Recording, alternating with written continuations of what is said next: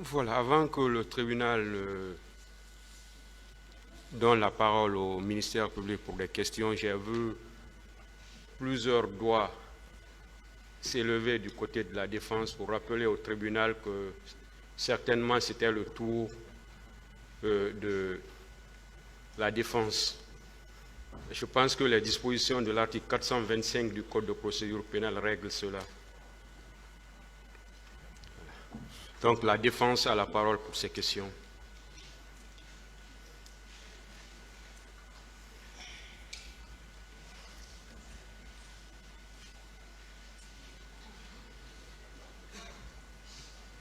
Merci, Monsieur le Président. Honorable membre du tribunal, Monsieur le ministre, avec la permission du Président, bien entendu, à la lecture de votre PV, nous constatons avec beaucoup de satisfaction que vous n'êtes témoin de rien dans les événements du 28 septembre. Mais moi, j'aimerais attirer votre attention sur un fait. Vous avez dit que vous vous êtes entretenu avec le général Sekouba le 27, lorsque vous étiez à l'Abbé, au sujet des événements et de la manifestation. Dites-nous, que vouliez-vous prévenir en vous entretenant avec lui? Mais je voudrais vous répondre très simplement. Lorsque il y a une manifestation, notamment des forces politiques dans un pays, le premier souci d'une autorité publique digne de ce nom, quel que soit le déroulement de la manifestation, que l'ordre public ne soit pas affecté, mais surtout qu'il n'y ait pas de blessés ni de victimes, des morts en particulier. Parce qu'il y a longtemps quand même que des manifestations sont organisées dans ce pays. On sait toujours comment ça commence, mais on ne peut jamais prévoir comment ça peut finir, même si le plus souvent, c'est émaillé d'incidents qui causent des dégâts matériels importants et malheureusement des pertes en vies humaines. Merci, Monsieur le ministre. On a compris que, suite à votre entretien avec le général Sekouba, il a adhéré à votre demande. Et il s'est chargé de parler au capitaine Moussa Dadis. En avez-vous discuté aussi avec le président Dadis au sujet de cette manifestation, ce jour-là du 27? Si, je l'ai dit. Quelle était sa position? Non, il était un peu dubitatif parce qu'il ne voyait pas de raison de manifester, ne voyant pas de conflit avec les acteurs politiques et surtout convaincu d'avoir de très bons rapports avec la plupart d'entre eux. Parce que je l'ai indiqué ici, je le dois à la vérité et à l'histoire de le dire, il avait des relations suivies et privilégiées avec la plupart des leaders politiques à l'époque.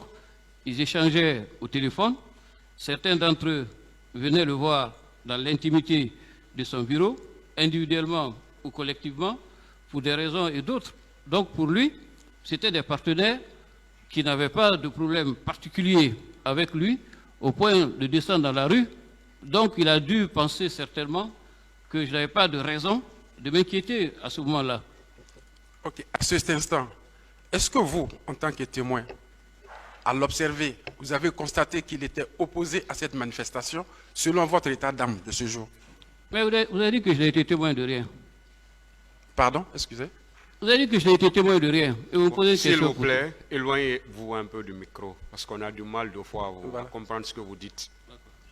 Oui, monsieur le ministre, l'intérêt de ma question, c'est de savoir, parce que vous avez discuté avec le général, vous êtes entretenu avec lui, mais vous, qu'est-ce que vous avez constaté? Il était opposé à cette manifestation, selon vous? Il n'y croyait même pas, pour s'opposer ou ne pas s'opposer. Il n'y croyait pas. Ce qui veut dire qu'il n'avait aucune connaissance de la manifestation. Oui, je crois. Très bien. Et vous avez dit que vous l'avez vu, où il avait pris la tête en vous disant, voyez-vous ce qu'on m'a fait? Vous pensez qu'il se sentait trahi?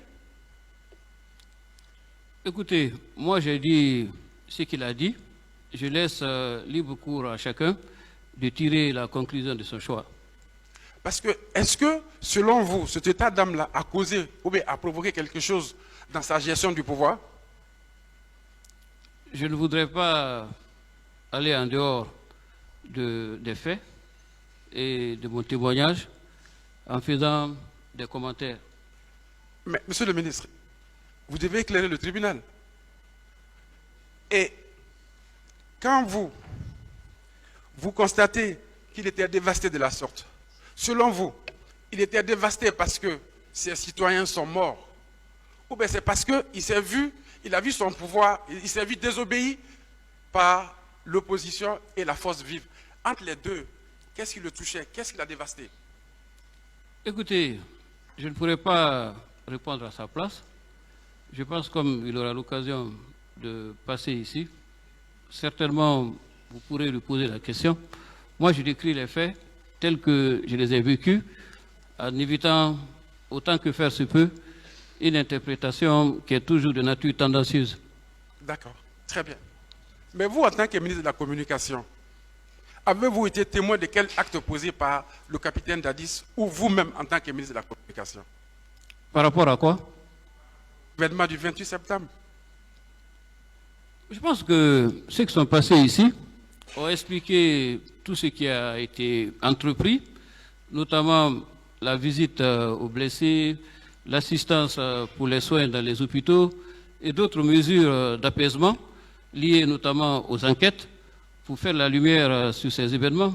Parce que si je me rappelle, il avait été institué à l'époque une commission nationale d'enquête et autant d'autres mesures que d'autres plus compétents étant plus concernés pourront vous détailler. Ok. Donc, même en qualité de ministre, vous ne pouvez apporter aucun témoignage de votre institution devant le tribunal? J'ai dit que j'étais un ministre en portefeuille. Un ministre en portefeuille? Bien sûr. Ah, d'accord, ok. Ok. Écoutez, devant ce tribunal, il a été apporté ici qu'il y a eu des événements qui sont passés au camp Koundara. Et on accuse S'il mon vous client. plaît, Oui. on va parler, il est là pour témoigner des Monsieur le événements. Président. S'il vous plaît, Je suis dans ce cadre-là, Monsieur le Président. s'il vous plaît, Je voudrais savoir s'il peut apporter à votre tribunal. s'il vous plaît, il est là pour témoigner des événements qui se sont passés au stade du 28 septembre. Mais là, d'accord, Monsieur le Président. Ce qui veut dire que, Monsieur le ministre, d'après le Président, je pense que moi, je n'aurai pas assez de questions alors à vous poser, étant donné que votre PV m'a éclairé que vous n'êtes témoin de rien. Donc, vous ne pouvez pas témoigner aussi que vous avez entendu un quelconque torture de la part de Paul Massa, n'est-ce pas? S'il vous plaît, voilà. D'accord, Monsieur le Président. Je vous remercie. Je passe la parole à quelqu'un d'autre.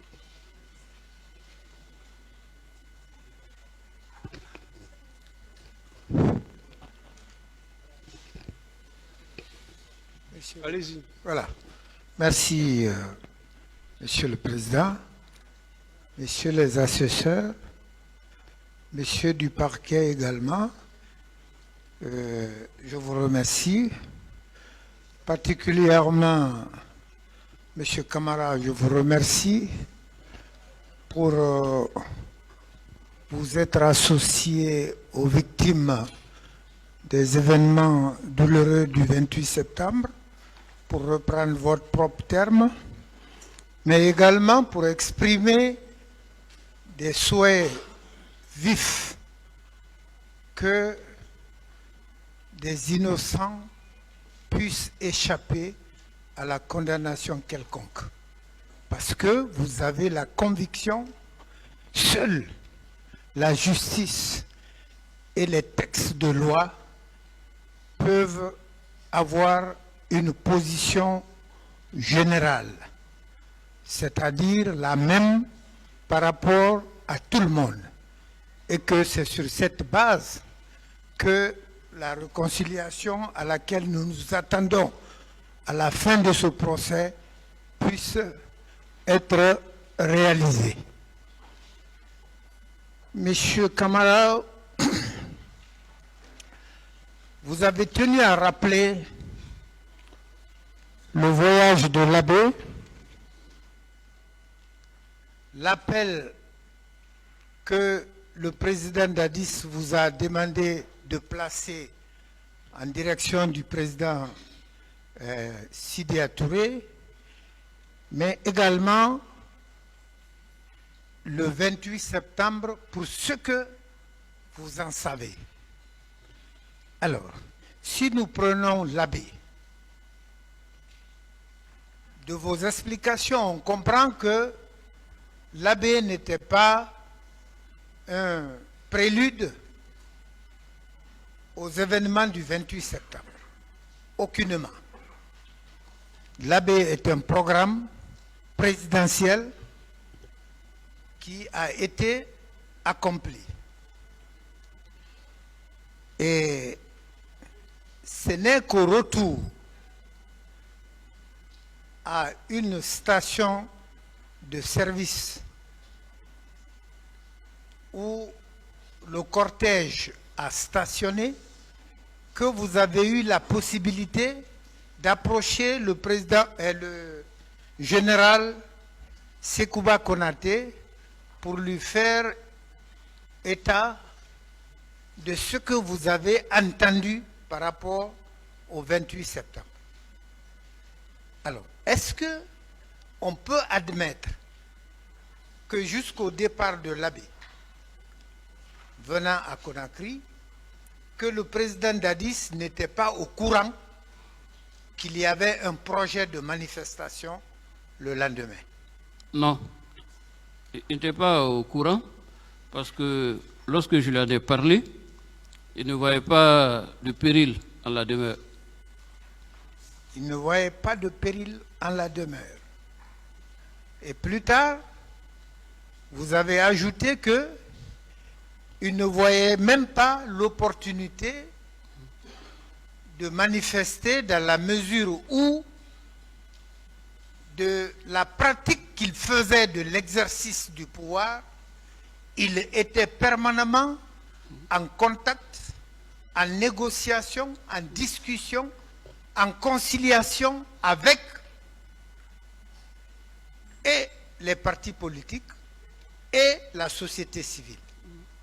Je me permets de rappeler ici un propos du même Sidya Touré au cours de ce qu'on appelait couramment le Dadis Show, où il a demandé, Monsieur le Président, permettez que nos femmes puissent rejoindre le lit conjugal à temps, parce que maintenant, aucune femme ne rentre se coucher sans vous avoir regardé à la télé. Moi, j'ai personnellement écouté ça. Peut-être que quand Sidya acceptera de venir ici, il me démentirait ou confirmerait ce que je suis en train de dire. Alors, Monsieur le ministre,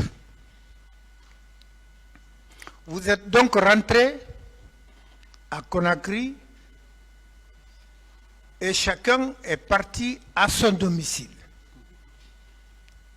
Comme pour renforcer l'idée de l'information de Monsieur le Président Dadis, est-ce que vous estimez que si cette information de manifester le lendemain était à sa connaissance, il aurait laissé les membres du gouvernement rentrer chez eux sans demander que vous vous retrouviez au camp le soir, à votre retour à Conakry? Ça aurait été possible de laisser chacun rentrer comme ça, sans instruction, sans consensus, sans partage de l'information? Ça aurait été possible, cela? C'est une question? Oui. Non, je crois que je l'ai déjà dit.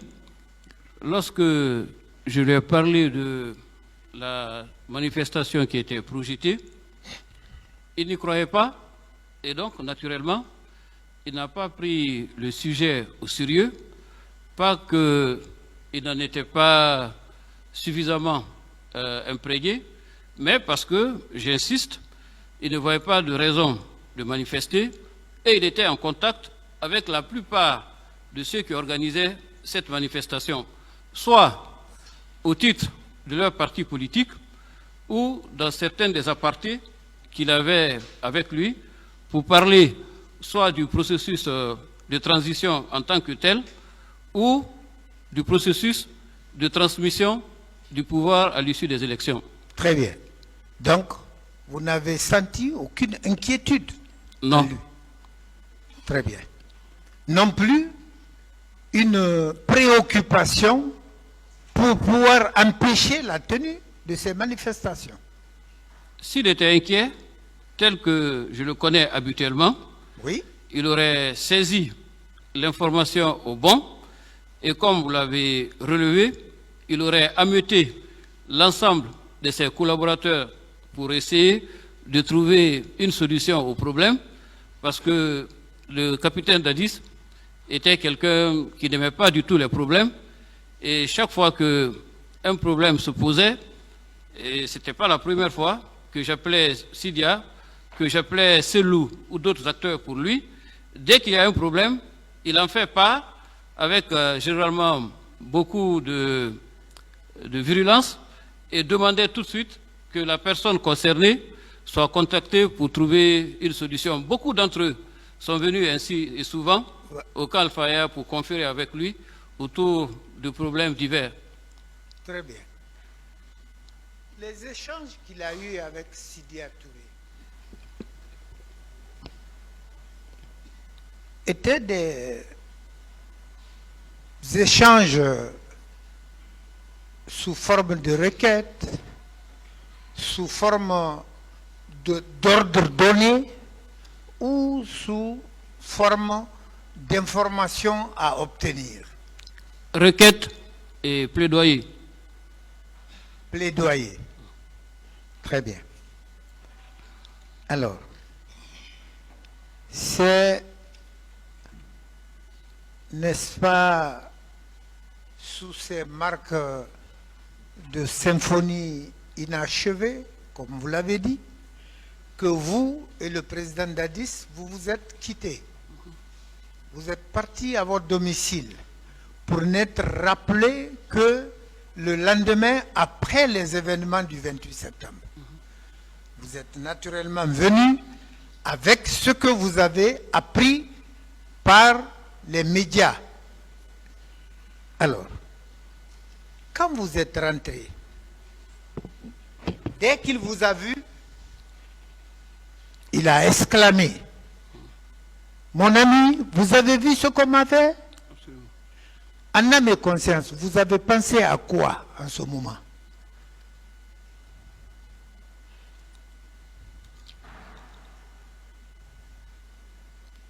Permettez, maître, que je m'en tienne à mon principe de ne pas verser dans le commentaire après avoir relaté les faits. Je vous le concède. Le président vous avait demandé de savoir est-ce que vous aviez compris ou le président vous aurait dit qui a fait? Non. Voilà. Ou qu'est-ce qui a été fait? Non. Merci également. Alors, monsieur le ministre, quand vous êtes arrivé, vous avez trouvé le président Dadis après qu'il vous ait dit ce qu'il vous a dit là. Qu'est-ce que son état vous a inspiré? De la compassion et de la commisération. Est-ce que vous avez eu l'impression que c'est un donneur d'ordre qui était là, des événements, qui avait la main dans les événements? Est-ce que vous avez compris ça? Ma réponse appellerait une prise de position et j'ai décidé de m'en tenir aux faits. Bien, monsieur le président. Merci, monsieur le ministre. Donc, en définitive, vous n'êtes pas, il ne vous a pas été donné la possibilité d'aller au stade du 28 septembre. Vous, personnellement, vous n'avez pas été au stade du 28 septembre. Non, j'étais à mon domicile. Très bien. Tout ce que vous pouvez dire ici, c'est soit ce que vous avez vu à l'écran, soit ce que vous avez lu dans la presse écrite ou ce que vous avez entendu sur les ondes. N'est-ce pas? Non, je vous ai dit Oui. que mon témoignage sous le serment de dire la vérité consiste à dire ce que moi-même, personnellement, j'ai entendu, vu et vécu. Pas ce que j'ai entendu dire ou qu'on m'aurait dit. Oui. C'est pourquoi je voudrais rester dans ce cadre strict du témoignage rigoureux, fidèle aux faits, avec le maximum de scrupules et de neutralité. Très bien. Alors, en définitive, puisqu'il fallait quand même, pour soi-même, ne serait-ce que réunir un minimum d'informations sur ces événements du 28 septembre, à quel moment, évidemment, si vous avez la possibilité, pardon, autant pour moi, je m'excuse, excusez-moi. Vous aurez entendu le nom ou les noms de qui que ce soit parmi les personnes accusées qui passent à cette barre, parmi lesquelles le président Dadis. Non, maître, vous savez, j'insiste. Et Je vous comprends. non, s'il vous plaît. Moi, je comparais ici en tant que témoin. Je ne suis pas un acteur politique qui est dans un meeting et je ne suis pas un candidat qui vient faire campagne ici.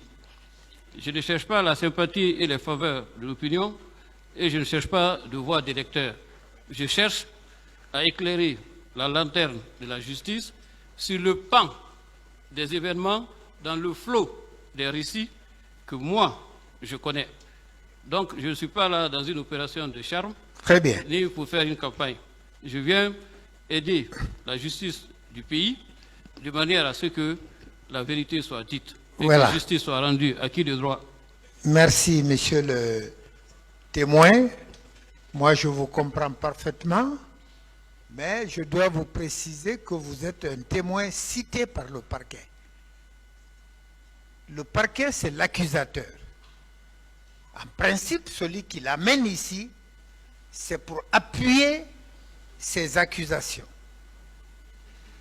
Alors, que vous veniez avec l'objectivité par laquelle vous faites votre livraison des faits à votre connaissance, laissez-moi vous dire que on s'attendait à quelque chose de plus accablant, n'est-ce pas, puisque vous êtes, ça c'est dans la formulation, ce n'est pas dans la réalité, vous êtes un allié du parquet. Je Maître. vous remercie, monsieur le président. Maître, C'est Non, bon, ce n'est pas une juste- question, s'il c'est vous pas plaît. une question. C'est Monsieur- une remarque. hein. C'est bon, maître, il a compris. Voilà, je vous remercie, monsieur le président.